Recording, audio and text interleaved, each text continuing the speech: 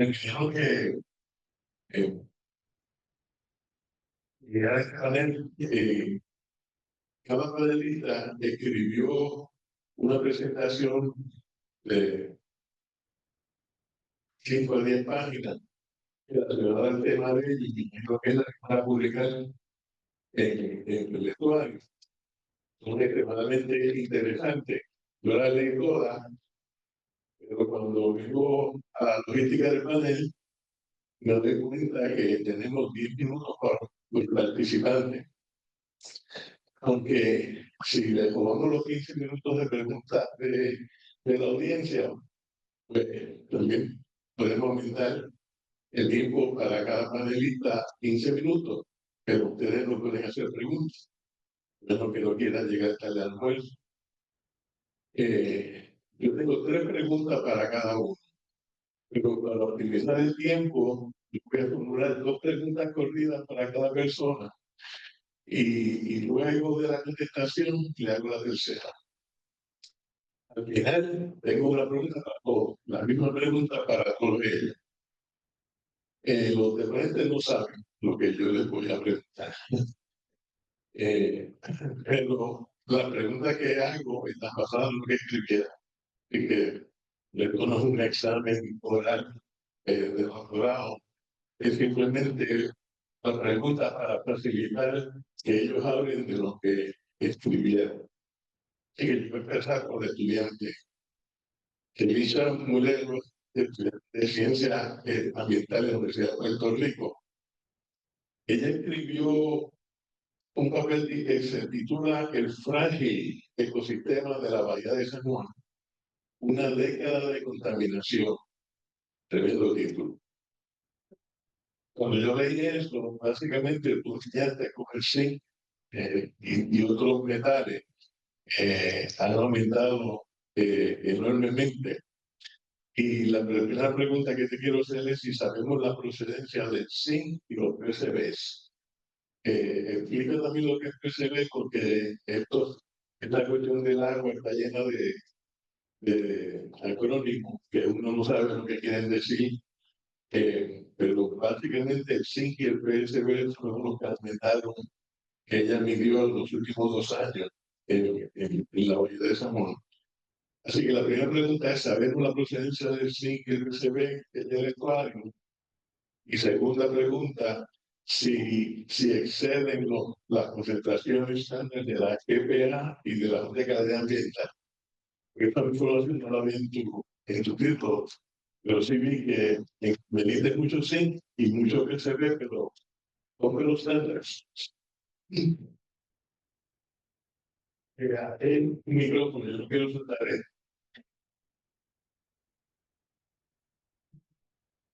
Buenos días, mi nombre es Felicia Modero. Y pues, ¿de dónde proceden lo que es zinc y el PCB? Bueno, primero vamos a definir lo que es el PCB, que es los polychlorinated biofuels. Estos son contaminantes que vienen de lo que son la gasolina y los derivados de lo que son los contaminantes de lo que vienen los carros, pues hay liqueo. Entonces, el zinc, pues realmente no sé específicamente dónde vienen, pero pueden provenir de lo que son las tuberías, porque mayormente las concentraciones se encontraron donde habían desagües, y pues las concentraciones más altas fueron en esas áreas donde había más impacto de lo que es la urbanización.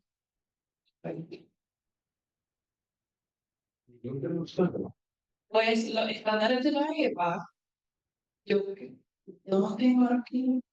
Entiendo que el zinc fue uno de los que sí pasó lo que serán los estándares de cancer risk. Los que se ven no llegan a ese nivel para exceder, pero estamos ahí, un cerquita. Okay. Entonces, tú hablaste sobre la ética en tu presentación. Y entonces la pregunta es, ¿cómo incide la ética en los asuntos de la contaminación? Pues mayormente estas áreas donde fueron estudiadas hay mucho impacto de lo que son como los pues mucha construcción de lo que son carreteras nuevas Y pues, ¿verdad? Tenemos que tomar en consideración lo que es, además de crear estas vías nuevas y lugares nuevos, lo que son estos impactos de estos ecosistemas, que aunque muy bonito para todos, y tal, pero el impacto de estas comunidades acuáticas, pues, especialmente vemos a ver que se consumen, pues, impacta a las personas que consumen estos peces y pues, la cantidad y frecuencia que consumen estos individuos de la comida. Entonces la ética es parte de lo que están contaminando. ¿A quién le aplica la ética en esto? Pues diría a todos, porque pues, todos tenemos que contribuir a lo que es el impacto. No solamente pues, mencioné a las personas que construyen, y pues hay muchos reglamentos que se tienen que implementar, pero también parte de las comunidades tenemos que influir en el impacto de qué cosas permitimos y qué no. Y, Gracias. El doctor Pedro Rodríguez Sierra, del Centro de Ciencias Médicas, escribió sobre contaminantes de preocupación emergente en aguas del estuario de la bahía de San Juan.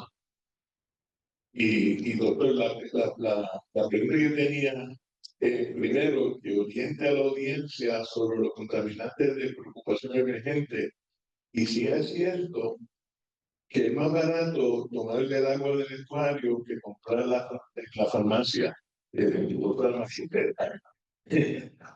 porque esta es la impresión que uno recibe de leer los resultados. Y segunda pregunta es si Puerto Rico tiene la capacidad analítica para monitorear estos compuestos. Porque yo estoy escuchando mucho que se envían a Estados Unidos, a los laboratorios allá, tenemos que esperar a que ellos analicen.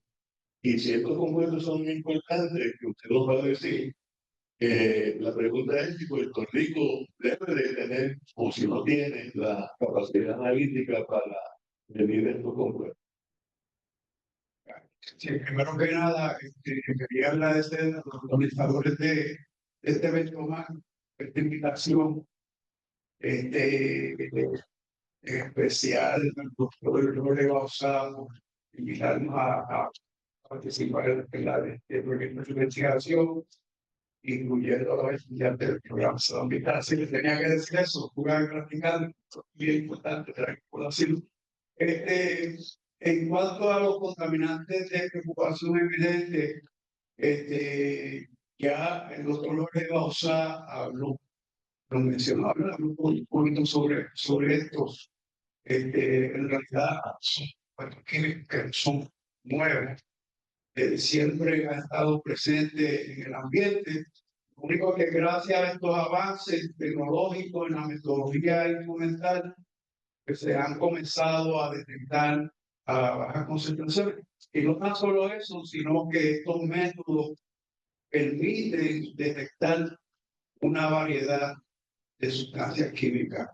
Y dentro de este grupo de contaminantes de preocupación emergentes, podemos incluir, ya mencionado, ¿no? Tenemos ahí los productos farmacéuticos, tenemos ahí los productos de higiene y cuidado personal, igualmente tenemos ahí sustitutos de azúcar, así que tenemos un sinnúmero de agentes químicos presentes en el estuario, y esto lo podemos decir con mucha confianza, porque hace un par de años, en 2022, se llevó a cabo un estudio piloto. Yo traje una pequeña presentación, sé que no parece, ¿no? No sé si me van a permitir presentarla, pero si no, puedo decirle a ustedes es que se analizaron 137 sustancias químicas, que eso lo considero una gran variedad de estas sustancias químicas. Así, pues, si vamos para atrás, porque me dijeron, no, que son 6 transparencias, 4, y yo dije, con 6 yo no lo hago.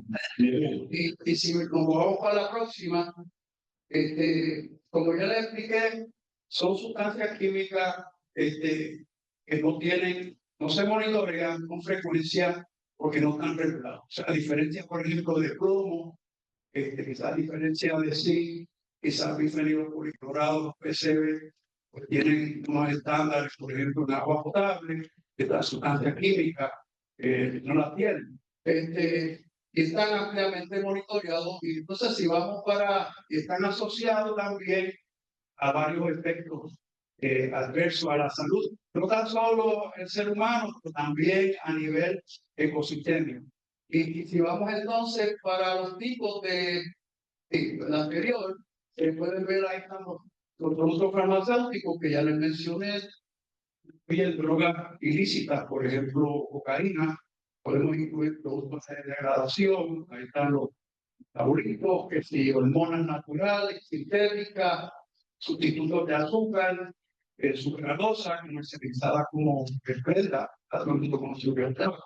Plaguicidas, componentes del plástico, a veces incluye bifenol A y los ftalatos, retardantes de llama, compuestos polibromados, los surfactantes, los PER y polifluorados, que son los famosos PFAS o PFAS, entre otros. Y entonces, por lo que vi en la primera charla con el doctor Lorigosa, ya les explicó entonces que estos, especialmente los productos farmacéuticos, que son entregados ya sean por el fecal o por orina, llegan entonces a las plantas de tratamiento que no están diseñadas para remover eficientemente estos contaminantes. Así que eventualmente van a llegar a cuerpos de agua, como lo es el estuario. Igualmente, si se depositan en la basura, llegan a un vertedero, ya sea por lixiviado o por el día de aguas superficiales, también pueden llegar entonces a nuestros cuerpos de agua. Eventualmente se pueden acumular, ya sea en animales acuáticos o en plantas, y nosotros pues, nos podemos exponer a estos contaminantes.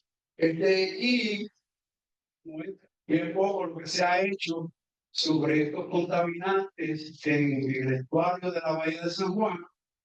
Como ya les mencioné, hace 2 años se llevó a cabo un estudio piloto donde tenemos entonces estas 5 estaciones en el sistema Río Piedra Puerto Nuevo, Laguna del Condado. Fíjense, en el extremo oeste fue donde se hizo ese muestreo, el canal Suárez, y tenemos entonces el canal Brasil para el Caño Martín Peña. ¿Cómo se hizo el muestreo? Se utilizaron entonces estos muestradores pasivos.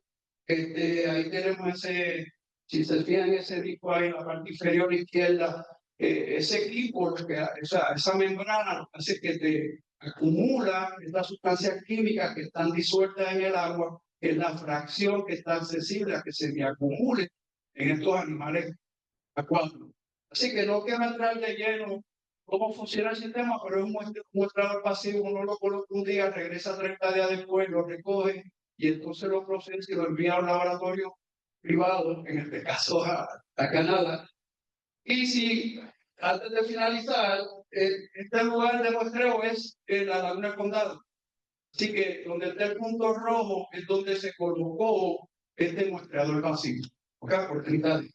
Y si vamos a los resultados rapidito, ahí en la figura 1 tenemos frecuencia de detección, se dividieron en grupos por uso, ¿verdad? Que si antidepresivo, antihistamínico, etcétera, etcétera. Los números en paréntesis son la cantidad de contaminantes en cada grupo. Y si de 22 grupos, 13 de esos grupos tuvieron una frecuencia de 100%. ¿Qué significa 100%? Que se detectaron en todas las estaciones el estuario de la Bahía de San Juan. Entonces, en la figura número 2, pueden ver ahí los números acumulativos. Se cogieron especialmente para productos farmacéuticos y de higiene personal. Se sumaron a esos valores que están expresados en nanogramos por fósil. Y LC, en el LC es la Laguna del Condado. Así que para productos farmacéuticos y higiene personal, la Laguna del Condado tuvo los mayores niveles, 2 a 8 veces mayor que el resto de la estación. Y obviamente ahí se mostró la presencia de hormonas. Y entonces, hallazgos sobresalientes se detectaron de 137, 64, 36 de esos compuestos químicos se detectaron en todas las estaciones Ahí tienen ejemplos, BPA, bifenol A, benzoilengonina, ese es el metabolito de cocaína. Y Laguna del Condado, como ya vieron, pues, tuvo la mayor ¿verdad? Niveles. Y entonces, una de las preguntas que trae el doctor Daniel Lugo es el término de la fuente, de dónde proviene.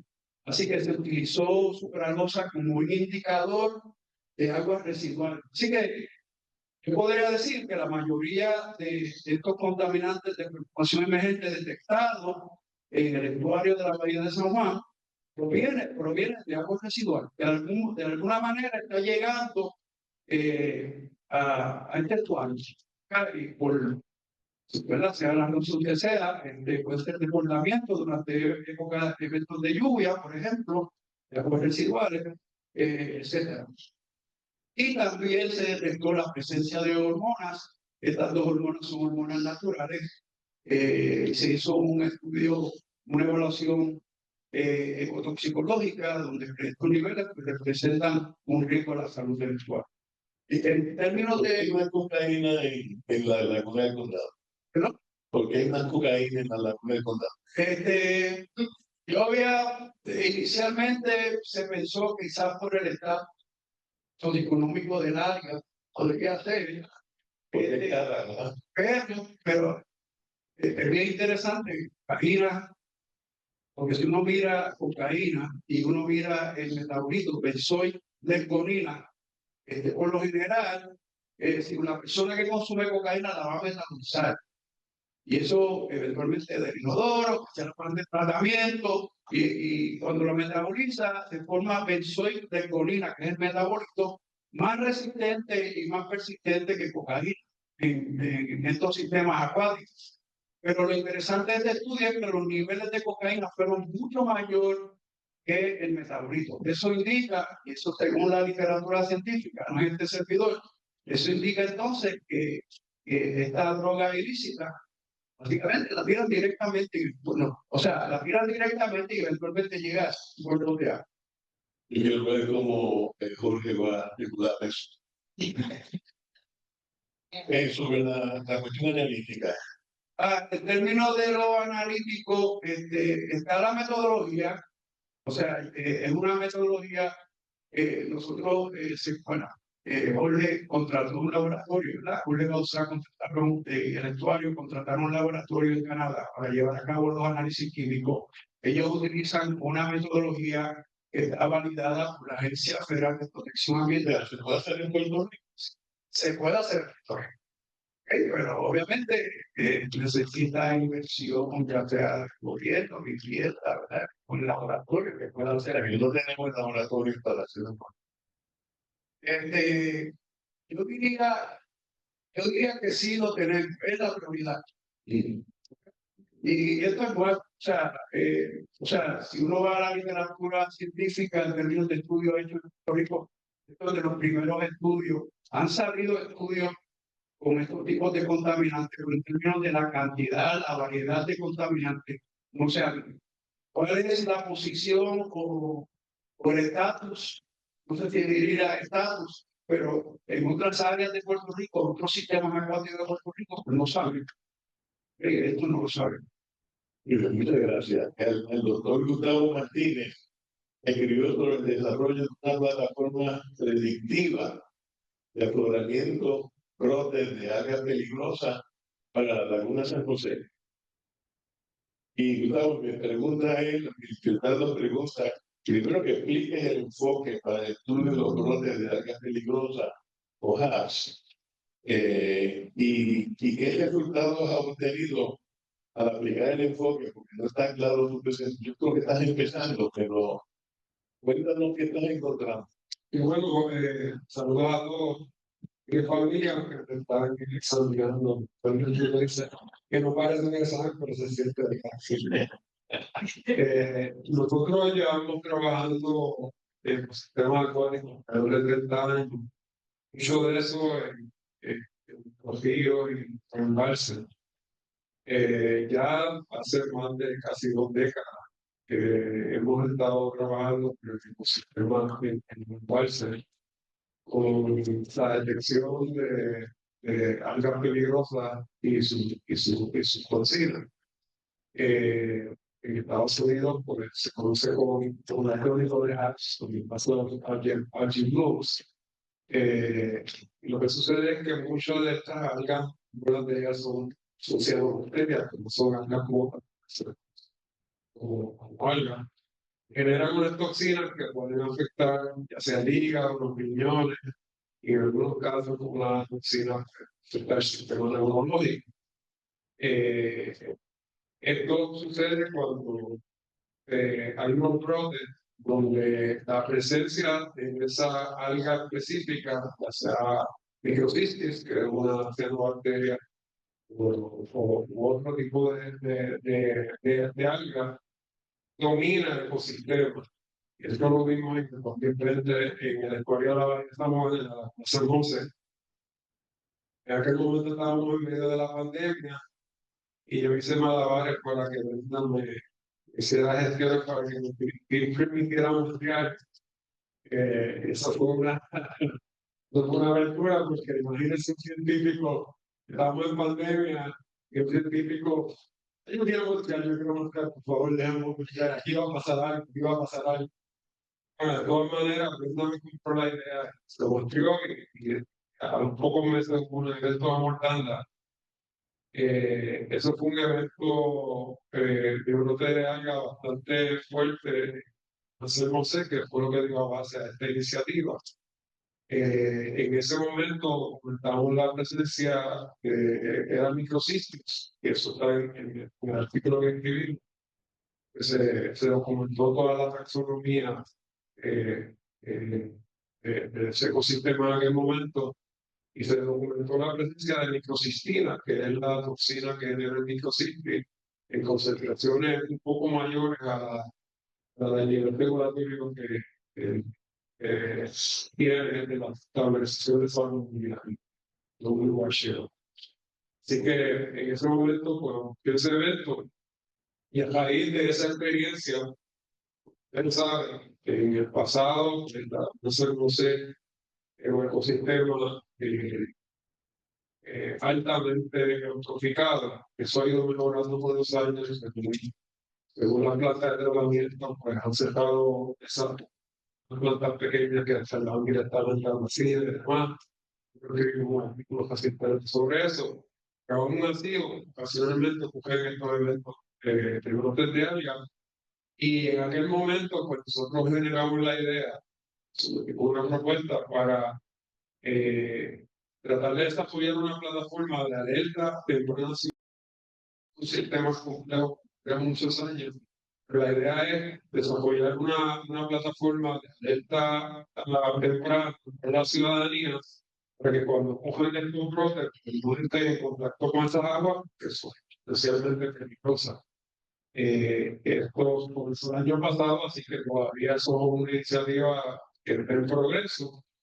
Pero como Jorge Gonzalo citó, que usted dice que las cosas más interesantes suceden cuando uno no está presente, el reconocimiento a eso, pues la idea de nosotros es utilizar imágenes de satélite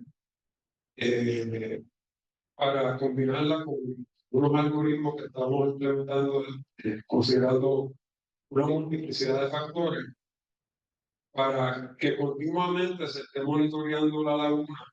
Realmente nos gustaría que se estuviera para todo el mar de Puerto Rico. Donde nosotros tuviéramos una idea de cuándo ese ecosistema tiene presencia en exceso, un brote de algas potencialmente peligrosas y alentar a la ciudadanía, pero también, como estaba diciendo el doctor Carlos Rodríguez, estos contaminantes, que la cianotoxina también son contaminantes emergentes, no son monitoreados continuamente. Solamente se muestrean, y esto es bien raro, cuando busco un brote de esto, pues, en estas ocasiones, pues, también ese sistema de alerta ayudaría a que ese ecosistema se muestree y se sepa qué concentración de toxinas tiene ese cuerpo de agua, porque las plantas de tratamiento de agua se le exige que monitoreen para estos contaminantes. Así que todo esto se recoge en ese esfuerzo por crear esta plataforma donde estamos tratando de desarrollar un algoritmo que incluya toda la multiplicidad de factores que inciden sobre ese crecimiento de esta alga y ese desbalance en ese ecosistema. Porque cuando ocurren estos brotes de alga, lo que ocurre es que la integridad ecológica del sistema se ha afectado y hay un desbalance que promueve que estas algas, que son ventajosas, tienen unas capacidades, dominen el ecosistema. Y esto, pues, es un efecto de los nutrientes y la carga sanitaria, eso yo puedo hablar por varias horas, pero en ese esfuerzo recogemos una multiplicidad de factores, la temperatura del aire, del agua, el oxígeno, los nutrientes, el viento, y todo combinado con imágenes satélites para tratar de desarrollar esa plataforma que sea continua y que sea interactiva. Así que ese proyecto recién culmina su primer año, estamos todavía en negociaciones para la segunda fase, que no sabemos si se va a continuar, pero hasta ahora, pues nosotros vamos continuamente a la nuestra museo, nos ha permitido desarrollar unas relaciones interesantes que esperamos que podamos desarrollar esto. La EPA está haciendo lo mismo para todos los Estados Unidos continentales, pero suele suceder muchas veces con Puerto Rico se deja fuera de su esfuerzo, así que tiene que haber esfuerzos locales para producir este tipo de cambios. Sí, tú mencionas, pero no elaboras el cambio climático como un potencial efecto sobre lo que estás haciendo. ¿Tú podrías elaborar eso? Una de las proyecciones que se ha hecho sobre estos brotes que van a ser mucho más recurrentes y más intensos, según estos episodios relacionados al cambio climático, entiéndase, periodos de sequía más extensos y periodos de alta temperatura sigan ocurriendo más frecuentemente. Porque la alta temperatura y eventos de sequía o estabilidad en el ecosistema más extensos son bien favorables para estas algas. Ellas compiten mucho mejor bajo esas condiciones que otras algas. Y eso promueve que ellas dominen el ecosistema. Así que según vaya aumentando la temperatura y se vayan manifestando periodos de sequía más extensos, uno puede ver que este tipo de eventos, de brotes de algas peligrosas, va a ser más frecuente. Esas son las predicciones. Gracias. La doctora Luis Soto escribió sobre aguas no aptas para usos recreativos, que conoce los microorganismos implicados. Y lo que me llamó la atención de tu trabajo es que tuviste varias estaciones que no estaban sobre los.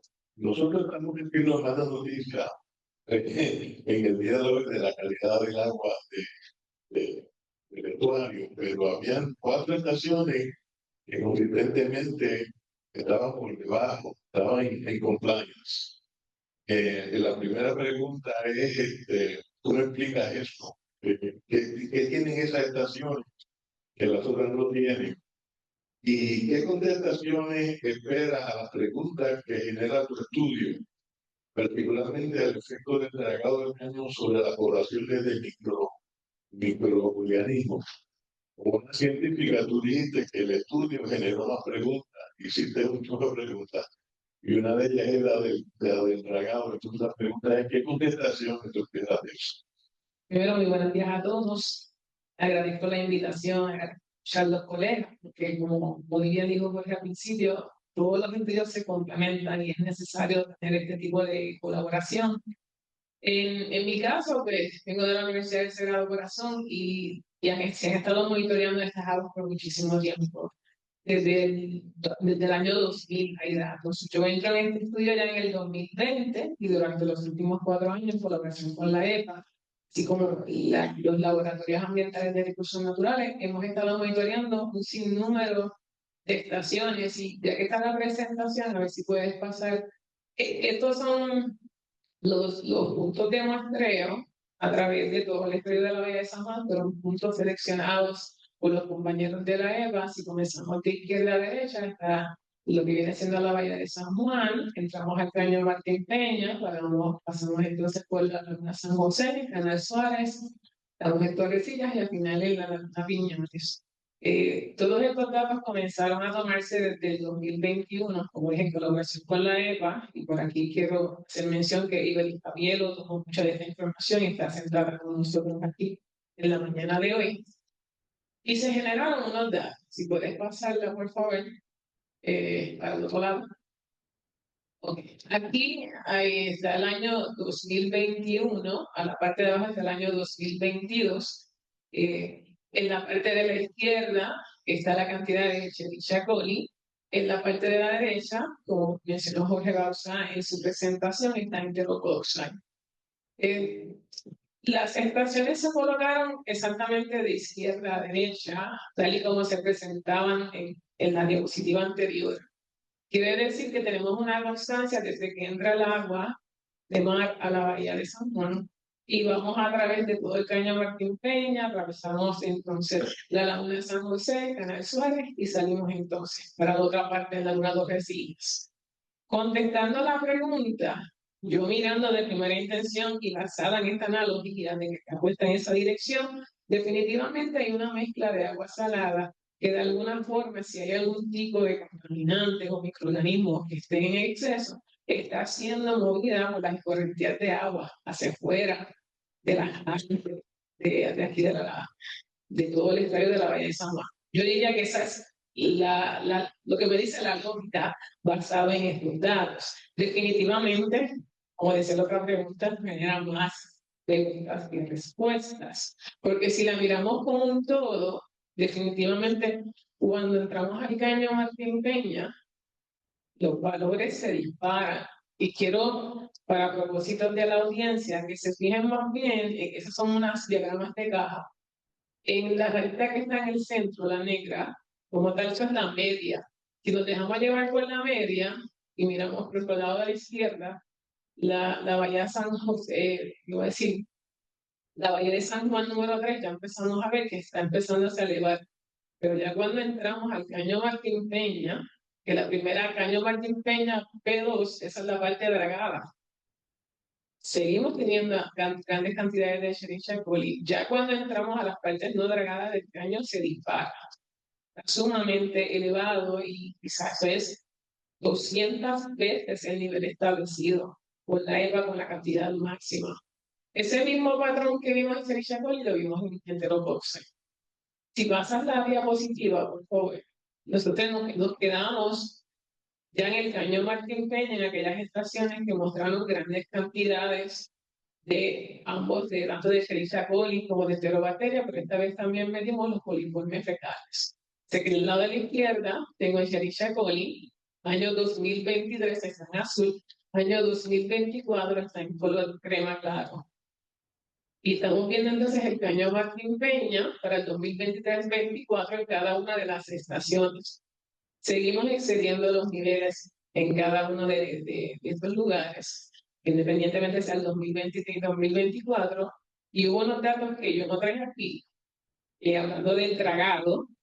Yo le pedí a mis estudiantes que hicieran un análisis de las cantidades de cada una de ellas antes, durante y después de la primera fase del dragado. Y realmente, pues no vimos diferencias de que haya disminuido la cantidad, ya sea de Enterococcus, la cantidad de coliformes o Escherichia coli. Definitivamente, las más preguntas que respuestas vienen porque hay mucho trabajo que hacer. Definitivamente, lo que han estado hablando de esas descargas ilícitas y de todas estas aguas que están contaminadas, siguen entrando al Caño Martín Peña. Eso sería el primer factor. Lo segundo es que el flujo de esas aguas no es lo suficiente como para que la escorrentía nos ayude a mover las aguas. Y por ahí dice que si tú quieres criar microorganismos, dale la comida. Así que tenemos todos esos medios hasta ahí para que esos microorganismos se continúen multiplicando. Así que le añadimos. Así que todo el tiempo le estamos añadiendo muchos factores que tienen que ser corregidos. Entonces, quizás el dragado no va a resultar en lo que esperamos. Es lo que Mira, el dragado por sí solo, si hablamos de lo que es un dragado, que ya viene siendo, estamos limpiando, estamos expandiendo, por sí solo no lo va a lograr. Necesitamos que otras entidades, como tomar todas esas aguas ilícitas, se recojan, también controlar todas las aguas pluviales, la concienciación. Porque si, por ejemplo, el día que fuimos a maestría, alguien le llamó a tirar ahí pañal, por ejemplo, ya nos afectó los resultados. Y nosotros vamos a estos lugares, por lo menos una vez al mes, y esto se acompaña de data de la EPA que va a la otra vez del mes, que son cada 2 semanas que están tomando estos muestreos. Así que hay muchos factores que sí están afectando. La solución para que esto no suceda sería colocar, como decía Jorge, estos sensores que estén ahí todo el tiempo monitoreando qué está sucediendo, pero en el caso de microorganismos es un poquito más complejo, porque estar, digamos, cada 3 a 4 días es costoso. Todos estos equipos, los sistemas de enterolero monitor, es mucho dinero que por lo menos a nivel académico no se puede pagar. Y yo entiendo que a nivel gubernamental tampoco. Por ende, si viene la parte de concienciación de la población, donde hay que hacerles partícipe de que estas son tus aguas, y como si el estuario tiene vida, tenemos que mantenerlo con vida y hacerlo partícipe. No puedes estar ensuciando nuestras aguas, y aún los turistas, porque los turistas vienen, y yo no sé, usted ha sido turista como yo, usted va a los sitios, saben que nadie respeta nada porque la están pasando bien. Esa es la forma que sucede. Así que hay mucho camino por recorrer.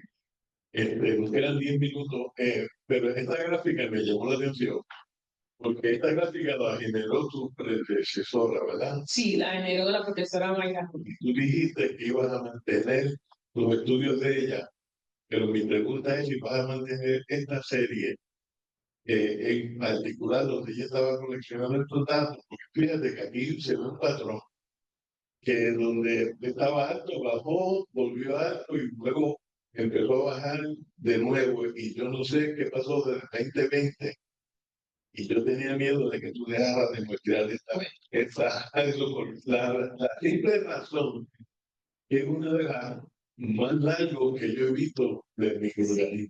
Pues te explico la historia que la brinqué. Así que la profa María Rolón se lo llama, o sea, una vinculación comunitaria con el curso de microbiología.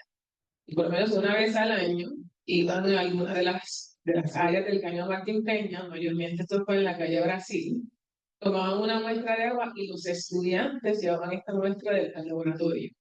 Hasta el 2019 esto se hizo con las plaquitas Petri para contabilizar la cantidad de coliformes fecales. Del 2020 en adelante empezamos a usar el sistema enterológico Colilor. Aunque los datos no están ahí, ese dato del 2020 es mío y es de plaquitas. Pero tengo todos los datos, 2021, 22, 23, 24. Sí, esa vinculación comunitaria ha continuado. En caso de los bajones que hay del 2004 al 2008, según un mismo, hay un documental, Aguamala, parece, decir Aguamala, donde se habla que en ese momento hubo una labor comunitaria, donde se concientizaba sobre los usos de estas aguas y que no se contaminaran. Y se dio la diferencia.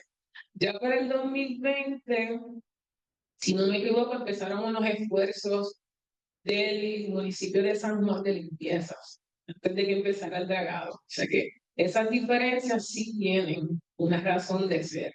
Es que las limpiezas sí pueden contribuir, pero no van a ser totalmente la solución. Ok, gracias. Nos quedan menos de 5 minutos, así que voy bien rápido. Una pregunta para todos ustedes.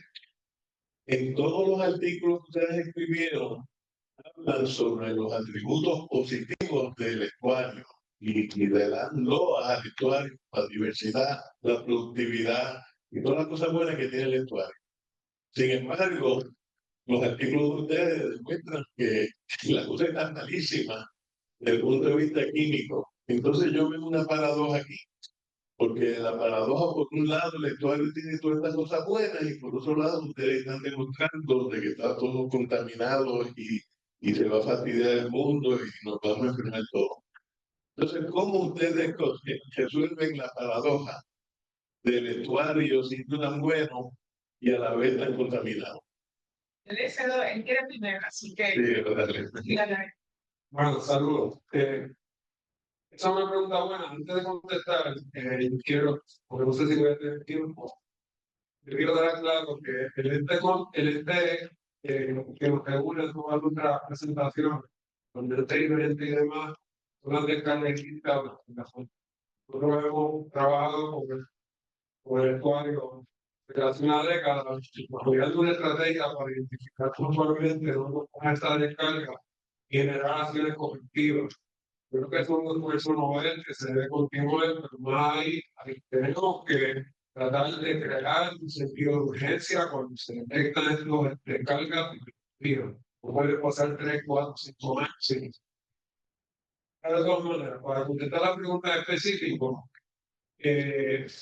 yo publiqué recientemente, hace ya como 6 meses, un artículo que habla sobre la calidad de agua de Puerto Rico por los últimos 50 años y el efecto de la alta de agua limpia sobre la calidad de agua. Sí, pueden poner la referencia en algún momento de esta conferencia y lo que da eso es un análisis histórico de las 57 estaciones de USGS, de las 57 estaciones de USGS, de las tres tendencias con el tiempo a través de los últimos 50 años, estas 57 estaciones. Lo que los resultados demuestran es raíz de la implementación de la alta de agua limpia, como consecuencia de la atención a las plantas de tratamiento de agua sanitaria, la calidad en general en Puerto Rico ha mejorado y ha mejorado significativamente alrededor de toda la isla. Mucho de eso lo vemos legendariamente. Eso no quiere decir que el presente no tenga un reto que tengamos que atender. Sino por lo menos desde el punto de vista del artículo que yo escribí, es simplemente resaltando la necesidad de atender un reto que nosotros como científicos vemos que viene, que si no, la academia no alerta sobre esas cosas muchas veces no sale a la luz y no se pierde. Pero no se puede esconder el hecho de que la calidad de agua en Puerto Rico en general en los últimos 50 años, la calidad de los sistemas acuáticos, la de los ríos, ha mejorado.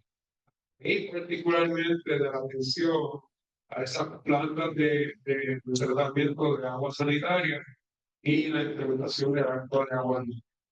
Así que ese es mi completado.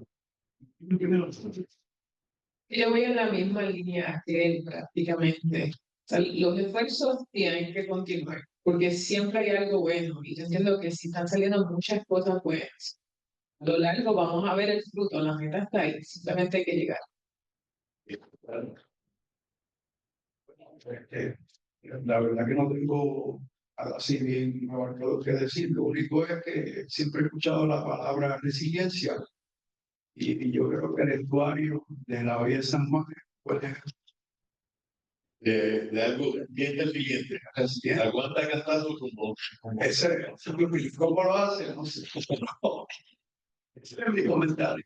y de opinión de eso. No tengo mucha que aportar, ya hablaron la mayoría de lo que pues, es importante sobre el impacto de la calidad de agua, pero sí, como mencioné antes, el impacto de lo que es la comunidad es bien importante porque o sea, no solamente los que son parte del estuario ayudan, pero necesitamos ¿verdad? Traer lo que es la comunidad, las personas que viven ahí y son los que verdaderamente impactan estos cuerpos de agua. Pero sí, lo que es la comunidad es esencial en esto, aunque el estuario de verdad ha hecho un excelente trabajo, en mi opinión, Sí. porque de verdad, empezando en la universidad conociendo sobre lo que es el estuario, me trajo mucha conciencia sobre lo que es el impacto del humano en el crecimiento de cuerpos de agua, aunque hay ¿verdad? Tratamientos de agua, pero o sea, hay que hacer un poquito de nuestra parte para mejorar. Bien, gracias. Se acabó el tiempo. Quedan 2 minutos por si alguien tiene una pregunta.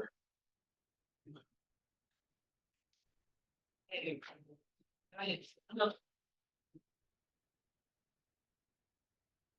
Sí. Ok. Aquí. No. Bueno, yo lo tengo aquí de frente. ¿Cómo usted, doctor Lugo, resuelve esa paradoja? Esa paradoja de que yo sé que estos no son los únicos 4 artículos que usted ha leído. Bueno, yo estoy para moderar. Ayúdenme, denos luz sobre cómo usted resolvería una paradoja como esta. Mañana. Ya. Oh, Lo voy a hablar mañana, entonces. es cierto. Ok. More to come. Sí, buenos días. Escuchando a los dos, te felicito por cada uno de sus trabajos. Tengo como un poquito de detalle, me impactando varias cosas. Lo primero que tengo que explicar, tal vez, la comunidad del Caño, o la ribera del Caño Martín Peña, existe desde muchos años. Inclusive, hubo un autor que escribió, ¿verdad? Del negrito que miraba a través del caño. Muchas gracias. Eso significa que el caño ha sido un recipiente de desecho, no de ahora, de décadas. Y tiene sentido cuando usted explica que cuando el dragado se hace y la cantidad de materia todavía contaminante es mayor, porque por décadas, inclusive hasta el mismo terreno, compactado, todo eso es muy contaminante. Así que el tiempo es de esperar que esos contaminantes afloren. Hay que trabajar en el proceso de una vez vaya sacando cómo se mitiga para poder entonces reacondicionarlo. Con respecto al tema de las algas, unas dudas afloran que, número uno, ¿desde cuándo se detectaron la presencia de estos organismos? ¿Fue en Puerto Rico o viene de afuera? Hay muchas cosas dentro de lo que tenemos que sí son provocadas por nosotros, otras que vienen también dentro del mismo efecto climático, ¿verdad? Bien, se traen desde microorganismos diferentes, especies que nunca se habían visto o históricamente en nuestras áreas, ahora se están viendo. O sea, tenemos varias áreas o varias causas que hacen que nuestro equilibrio se altere. Entonces, yo creo que el enfoque debe ser cómo mitigarlos, cómo ver de qué más, o sea, qué es lo que está provocando que estos organismos vengan, si de lo que nosotros estamos desechando, ¿verdad? También abona, vapor, esto se multiplique, ¿verdad? Un ejemplo clásico es como las iguanas de mar, no son nativas de Puerto Rico, pero se han desarrollado igual que la boa, la fuera de la nativa, por supuesto. Entonces, tenemos que mirar también ese elemento, ¿verdad? Ese elemento que viene de afuera. En cuanto al tratamiento de las aguas con los nuevos, ¿verdad? De estos nuevos contaminantes, ¿qué la EPA dice al respecto? La EPA ha cambiado los estándares en cuanto a determinación si la calidad de agua, cómo la vamos a tratar ahora, qué tan ágil ha sido la EPA, y esos cambios que se lo transmitan entidades como la Autoridad de Alcantarillado o cualquier otra para atender ese nuevo tipo de contaminantes. ¿Y cómo vamos a enfrentar los nuevos retos? Ejemplo de ello, por ejemplo, estamos ahora mismo moviendo mucho a energía solar. Alguien ha hablado de los contaminantes de las baterías. Alguien ha hablado de los contaminantes de las mismas placas. Eso para las energías también. Hemos tocado ese tema. Cuando esas baterías se rompan, se dañen, ¿cómo vamos a atender ese asunto? Sé que hay legislación, pero se está trabajando al respecto a eso. Y por último, no quiero dejarlo por abajo de la punta. Todo esto hay que sumar una nueva ecuación que no estamos contemplando. Políticamente hablando, tenemos un gobierno a nivel de Estados Unidos que no cree en el calentamiento global, que no cree en utilizar energías renovables, sigue creyendo en el fósil. Y de ahí muchas otras cosas más. ¿Qué plan B?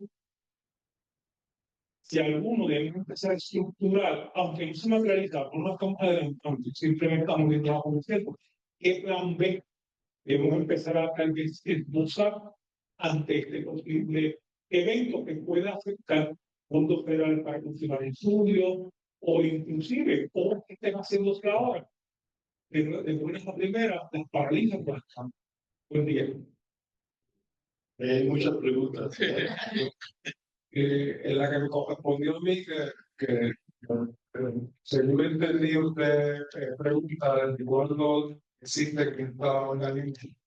La realidad es que la cianobacteria precede, son uno de los primeros organismos en el mundo.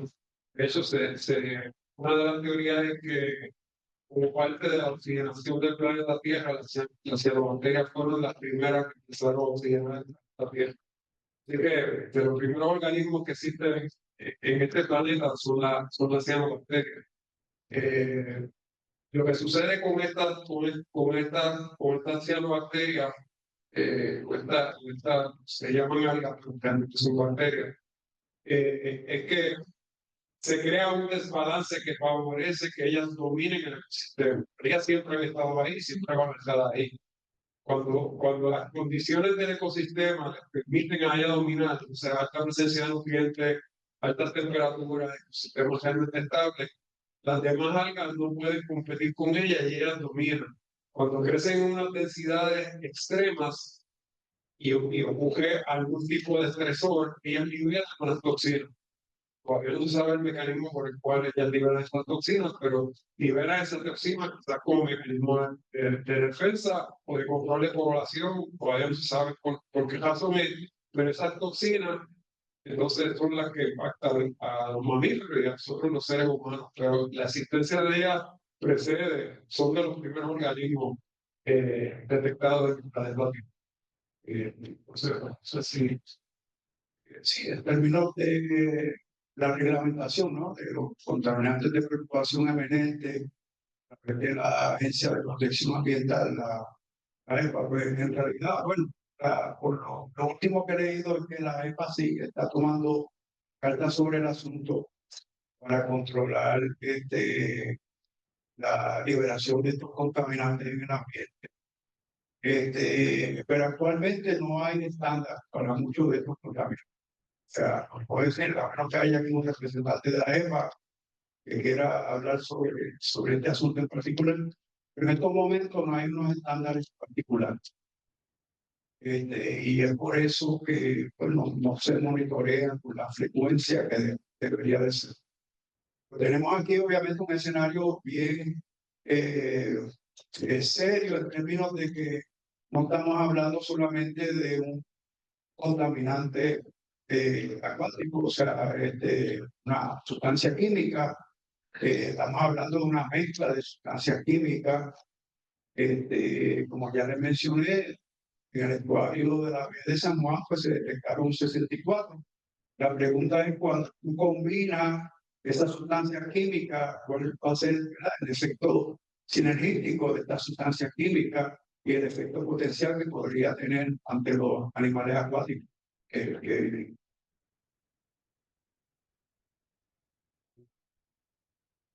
Usted preguntó sobre los microorganismos. Vamos a partir de la perspectiva que los microorganismos siempre están en el agua, existen, son parte del ecosistema.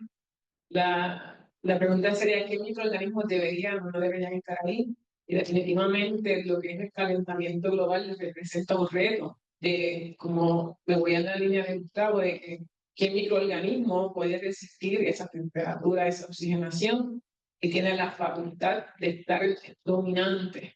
Y las algas también, hay muchas que son microorganismos. O sea que por esa línea sería un reto saber qué puede haber y qué podemos hacer. Porque hay unos factores que ahora mismo con el calentamiento global no vamos a poder controlar porque ya pasamos la línea de ir hacia atrás.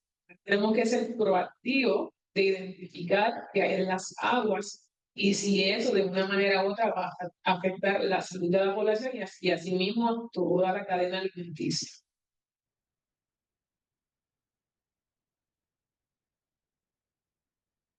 Yo quiero algún comentario sobre lo que él dijo del caño, de que no funcionó la cosa. No funciona. ¿De qué? Yo me imagino que un problema que hay antes de que Estrella hable es con los sedimentos, porque aquí no se habla de sedimentos y los sedimentos pueden seguir aflorando cosas para el agua. Eso es un tema que realmente no me gustaría elaborar mucho porque hay unos planes del dragado y por supuesto lo que hay en el sedimento se ha mirado. Y ya se han hecho unos exámenes porque antes de entrar en un sedimento, definitivamente lo que está ahí va a llegar a las aguas. Dice que esos estudios se están haciendo y no tengo el detalle y sería irresponsable de mi parte quizás elaborar sobre ese tema, pero definitivamente, dado que ahí sí hubo muchos años que se estuvo tirando basura, puede haber muchísimas cosas, muchísimos metales pesados y quizás microorganismos que estén dentro de estas aguas podrían tener habilidades como romper esos mismos metales pesados. Y como yo no voy a elaborar más sobre ese tema. Estrella, tiene pregunta. Sí, tengo una clarificación. Estoy a Santiago del proyecto Enlace de Caño Martín Peña. Quería clarificar, ¿verdad? Uno, para los indicadores de la doctora Nomisco Soto, que de hecho resalto que la investigación tanto de la doctora como de Ibeliz y del equipo de, ¿verdad?, del Sagrado ha estado también hecha en colaboración con el liderato comunitario. Así que, ante la pregunta de la paradoja, el tema de la inserción del liderato de las comunidades de los jóvenes en este proceso ha sido algo bien positivo, ¿verdad? Y que ha habido un crecimiento de la participación de residentes en proceso científico y la democratización de la ciencia, y creo que eso es algo bien positivo ante las condiciones, ¿verdad?, actuales del estuario a nivel químico. Pero sí quería clarificar, el proyecto de restauración del ecosistema del caño, el propósito no es atender las descargas ilícitas, por eso es que el proyecto Enlace tiene un plan de desarrollo integral que incluye infraestructura pluvial sanitaria. Para las personas que no lo sepan, como bien mencionaron, hay al menos 4 comunidades en el distrito que carecen de un sistema sanitario. Tragar el caño no va a atender eso. Definitivamente abrir el canal y restaurar el flujo y sembrar los 34.46 acres de mangle que contiene el proyecto va a ayudar, ¿verdad?, a nivel de la tasa de sedimentación, de flujo de agua. Así que podemos presumir que abrir el caño va a ayudar a que el flujo del agua, ¿verdad?, propague, como mencionó la doctora Soto, pase en la vía de San Juan los microorganismos o cualquier otro compuesto que haya, pero no va a atender las descargas. Por eso hay unos proyectos que ya están conceptualizados o en diseño para atender descargas sanitarias directas al caño. Y eso sí sabemos que va a ayudar con los indicadores de la doctora Soto, pero quería clarificar que el propósito del proyecto es uno de restauración ambiental, no de atender descargas ilícitas, pero que sí ya hay un concepto y, ¿verdad?, hay un plan desarrollado que contiene otros proyectos de infraestructura sanitaria potable, pluvial.